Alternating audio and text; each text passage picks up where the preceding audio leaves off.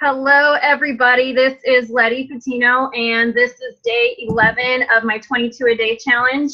If you've been following along, I am doing my 22-a-day challenge a little bit differently.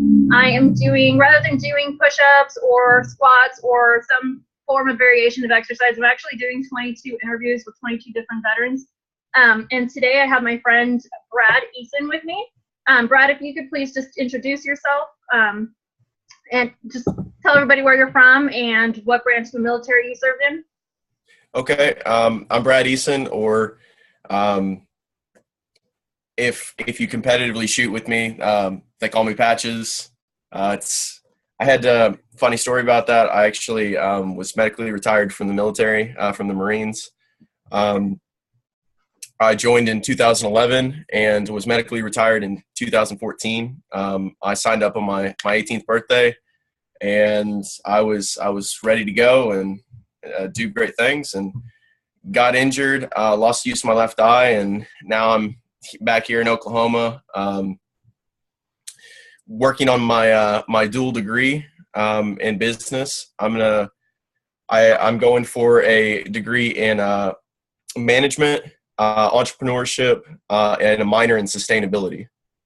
That's pretty awesome. So Brad, what is it that you do now? So you're studying for business, but you also have, I've kind of been stalking your page for a little bit.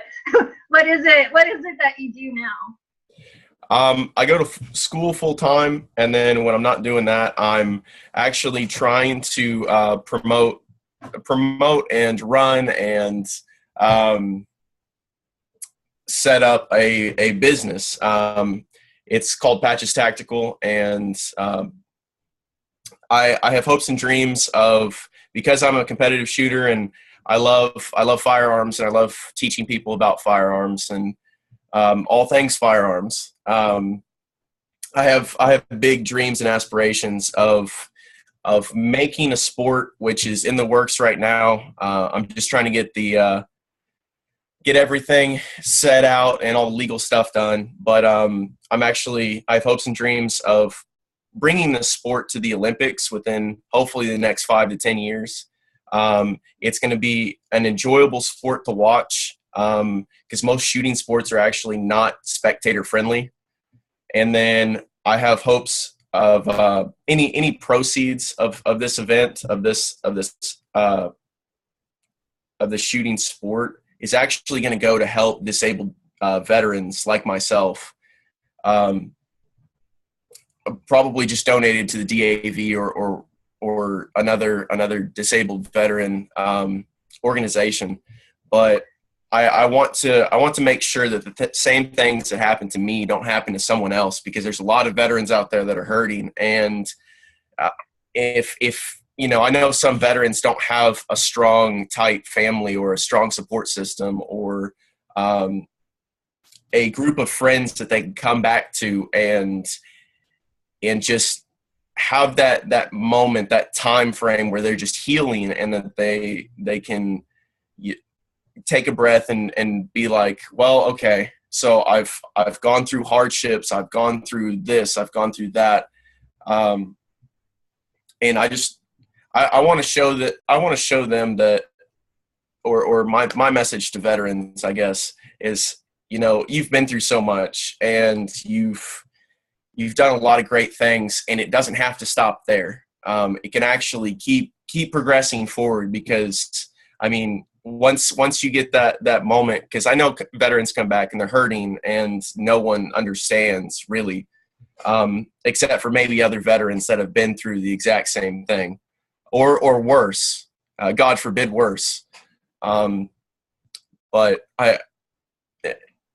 veterans need to know that there's people out there that care for them, and that they're important to this country, and that people don't recognize what sacrifices most veterans actually made for this country. And for them to come back and them to feel like, hey, I'm hurting, or I'm hurt and no one's helping me, and if they even consider suicide as an option, that's not acceptable. That's not okay in any circumstance, any time frame, any nothing makes that okay. Nothing makes losing one of our veterans okay by any means.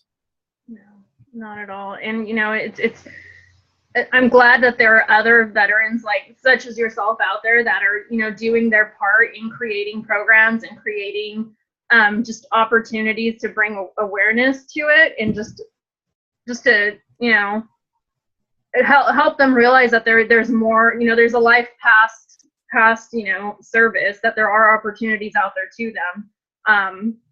And it does seem like it's usually you guys looking out for yourselves, honestly. Like, it seems like it's a lot of the organizations are, veteran run organizations, because you guys know, I mean, you've lived it, you've lived through it. So it's just reaching out to your own at that point. But I'm glad that, you're doing what you're doing, and that you've been able to, get this thing started and running. And I really hope it works out. I mean, it sounds pretty awesome. And I saw a clip. Was that a clip of you doing one of your competitive shows? Yes. Today? Are you talking about what I posted today? Yeah, you just posted it today, right? Yes. That's actually a TV show that I got back from filming in. That was last semester. So it'll be airing in February. This coming February 2017. It's a shooting show. There was a couple other veterans that were on the show, and it was a fantastic time. I mean, it's called The Right Stuff, and we're out there, we're having fun, we're doing all these great different challenges, and you're gonna have to watch. I legally can't tell you what actually happened, but you'll have to watch and make sure to see it for all its glory. For sure. I'll definitely have to look that up. All right. Well, I just, I want to thank you so much once again. I'll keep the interview. I don't want to take up too much of your time. Keep it short and sweet. But thank you so much for your service, and thank you so much for taking the time to do this interview with me. As you know, you're very welcome. I'm happy to do this.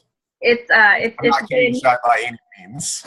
It has definitely been a challenge finding veterans that are willing to talk to me and share a little bit. So thank you for that. I really appreciate it. I really do. Well, be sure to send me a link so I can share this with all my people and make sure that this gets seen and passed around to other veterans and everything else. I will make sure to do that. I will. Awesome. Thank you so much for your time. You have a good evening. You too. Thanks.